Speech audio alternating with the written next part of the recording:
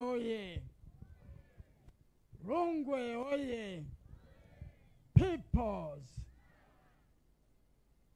Mheshimiwa Makamu wa Rais, Makamu wa Mwenyekiti Taifa, hali ya hewa imekaa vibaya kama 5. Niseme niliokuwa nimepanga, kwa sababu nilipoombwa na naibu katibu mkuu, lengo ilikuwa ni kuivua Chama cha Mapinduzi nguo. Lakini kwa mazingira tulionayo nadhani haitawezekana. Nilipoagizwa nifanye kazi hiyo, nilienda kutafuta nyenzo ya kuivua CCM nguo ili tuweze kuingia katika utekelezaji wa no reform no election. Nikabahatika kupata kitabu hiki. Ni kitabu kidogo sana, kina peji 21. Kinaitwa Wasia wa Mwalimu Nyerere kwa CCM. Kwa hiyo ninapenda wana CCM wanisikilize kwa makini sana, Watanzania wanisikilize kwa makini sana, ili wajitafakari kama bado wanataka kubaki ndani ya Chama cha Mapinduzi. Kwa mila zetu wa Tanzania na wa Afrika kwa jumla, wasia au wosia wa baba huheshimiwa sana. Kweli si kweli? Kuna mtu anamzika baba yake kaburini, wakati alishatoa wosia, hata ngurumo zinakuja. Labda nisome sehemu moja ya kianzio. Na hii sehemu ya kianzio ninaomba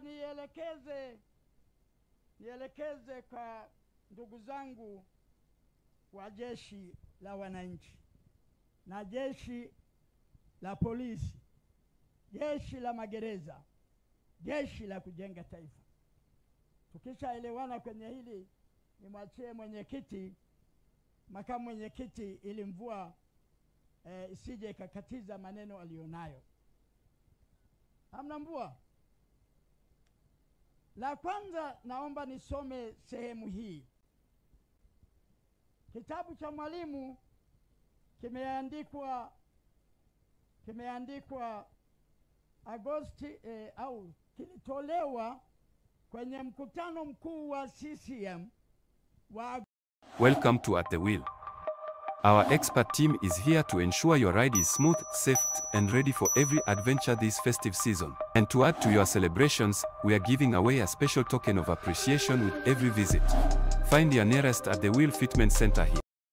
Hii aliandika wakati wa kukabidhi wenyekiti, akiona CCM inaenda kufa. Kwa Mwalimu alikuwa anaomboleza chama alichokipenda sana, chama ambacho kimewasaidia sana wananchi, lakini kimeachwa kinaenda kufa na wala hakiwasaidii tena wa Tanzania. Sisi Rungwe ni nani kama Mwalimu anaomboleza chama chake alichokipenda kinashindwa kutimiza majukumu? Sisi ni nani? La pili, katika sura hiyo Mwalimu anaanza na jeshi kwa maneno haya magumu kweli kweli.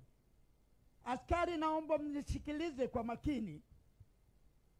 Tunawapenda sana maaskari na Mwalimu aliwapenda, lakini hatupendi upuuzi unaofanywa kinyume na sheria. Na Mwalimu hapa anaeleza vitu gani ni upuuzi kwa majeshi yetu.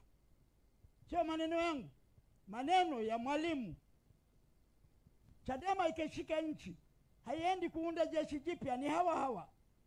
Kwa hiyo watusikilize kwa umakini ili waweze kupendwa na Watanzania. Wajitafakari kwa nini hawapendwi leo. Na jibu analo Mwalimu. Anasema hivi. Anasema haki yao kwa mbinu za kipumbavu. Mwalimu anatumia lugha ngumu. Wao wenyewe wakajichukulia haki yao. Serikali ya Mapinduzi ya Zanzibar haikuwa serikali ya kuchaguliwa kwa kupiga kura, lakini ilikuwa ni serikali ya wengi ambayo waliipata kwa kukubali kujitolea mhanga. Leo tunapoambia Watanzania mjitolee mhanga, mkomboe nchi yenu, wanaotamka hivyo wanaonekana wahaini. Tunapelekwa mahakamani, tunakamatwa, tunateswa, tunafanywa nini? Askari, sikilizeni kwa makini. Vyama vilivyopinga mapinduzi ya Zanzibar vilivunjwa. Chama kimoja kilichokubali mapinduzi kilijiunga na ASP. Anazungumzia mapinduzi ya Zanzibar ya mwaka 1964. Watanzania mmenyimwa elimu.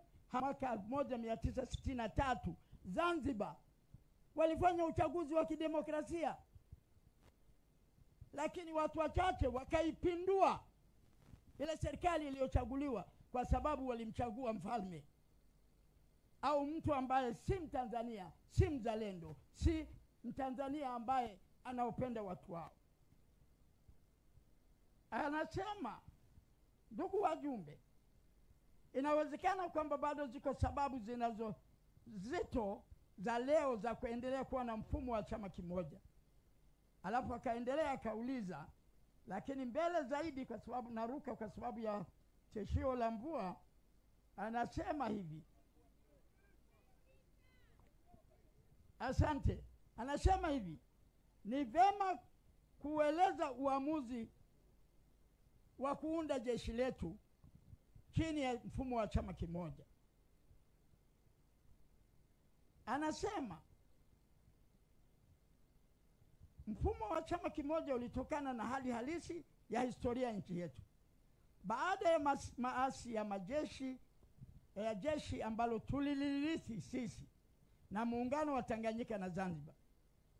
Lakini jeshi la nchi yoyote, kama ni jeshi la kizalendo kweli, na naomba jeshi letu litafakari kama lenyewe leo linaweza kujiita jeshi la kizalendo.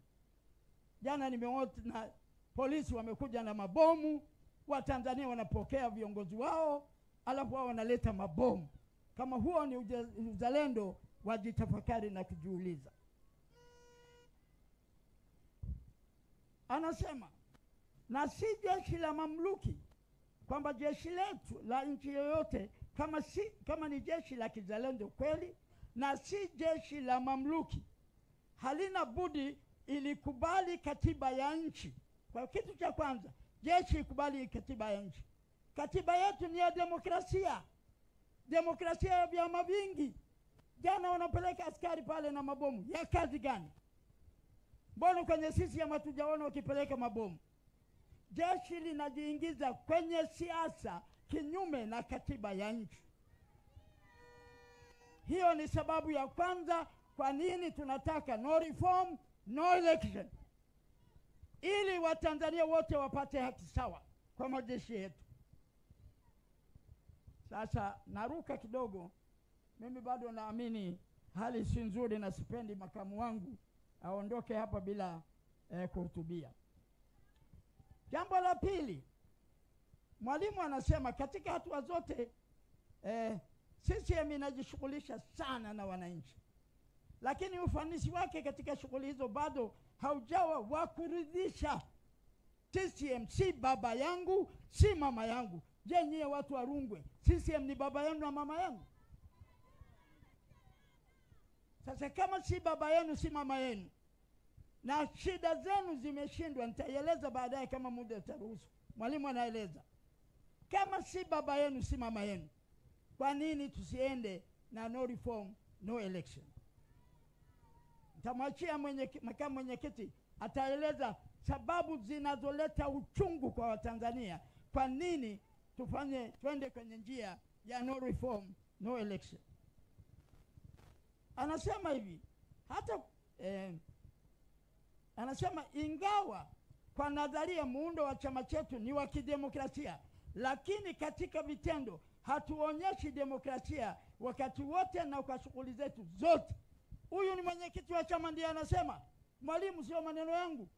Kwa hiyo demokrasia ndani ya CCM ilikufa tangu mwaka 1980 kitu mpaka mwaka 90. Mwalimu anashuhudia.